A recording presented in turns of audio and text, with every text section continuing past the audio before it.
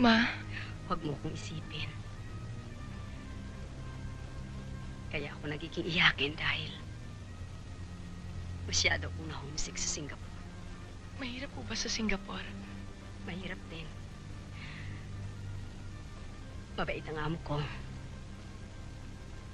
Pero mahirap pa rin dahil ang inaalagaan ko ay mga anak ng iba.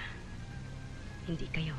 Lagi ko na lang iniisip para naman sa sarili kong mga anak ang ginagawa ko. Kaya sikapin mo makatapos ng pag-aaral. Ayokong magaya kayo sa akin. Katulong habang buhay. Ma, ba't hindi lang kayo dito magtrabaho? Tutulong kami. 1 taon na lang, anak. Huli ko ng biyahe ito sa Singapore.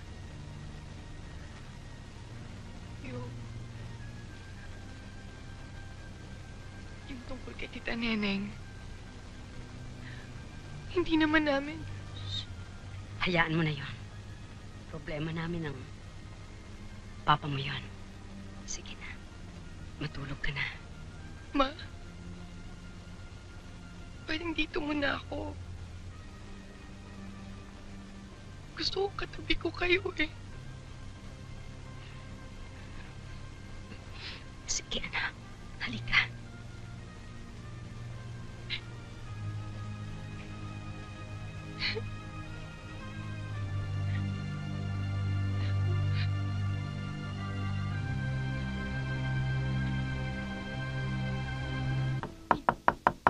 Bob!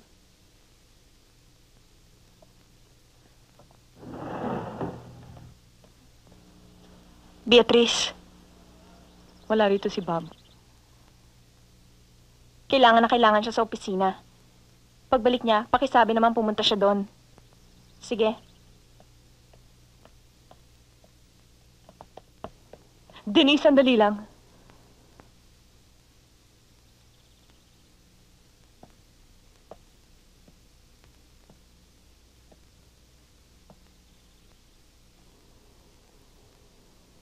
Gusto ko na makita na malapitan ko anong itsura ng isang kirida.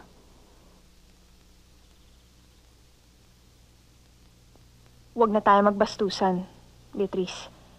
Hindi bagay. Hindi nga. Hindi ko kaya.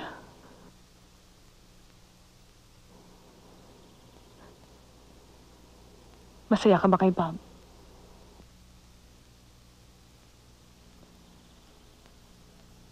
Sa maniwala ka't sa hindi. Noong una lang, laging may kulang.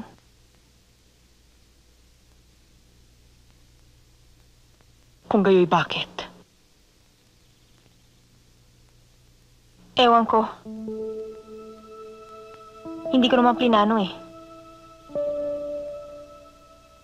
May sarili naman akong buhay at ambisyon.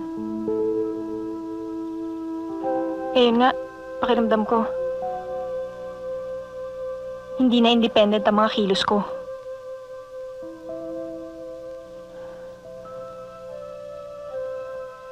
Sorry, Beatrice. Nang minahal ko si Bob, hindi ko sinadyang saktan ka. Napakadaling sabihin. Kung may asawa ka't nakisampid ako sa kanya, ay siguro magsosorry rin ako sa'yo. Mahal mo ba si Bob?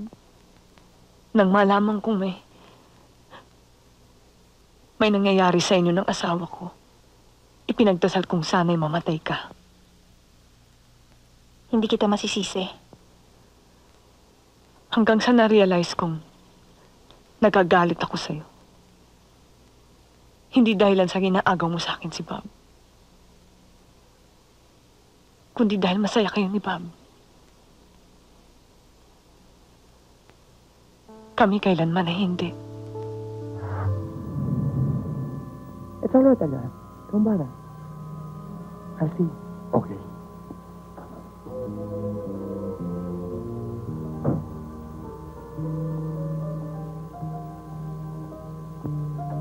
Good evening.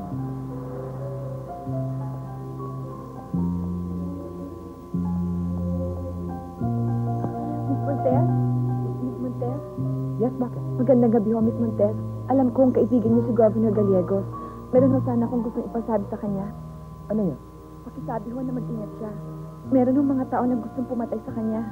Bakit? Ba't gusto siya patayin? Sino ka ba? Sergio ang pangalan ko. Alam kong may masama mangyari kay Governor, kaya hindi ko matiis ang hindi sabihin sa inyo. Tawagan mo ako. 865-237.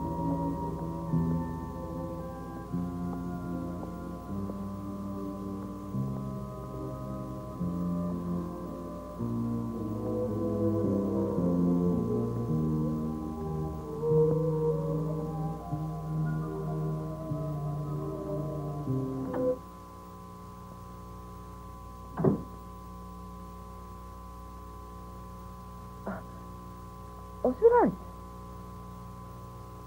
I didn't know you were coming. Kailan ka pa? Did I keep you waiting? Edgar ba ang pangalan na boyfriend mo? What are you talking about? I don't know what you're talking about.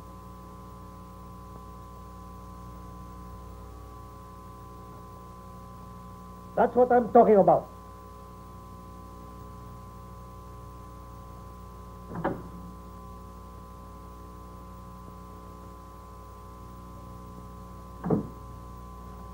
Gusto ko ikaw.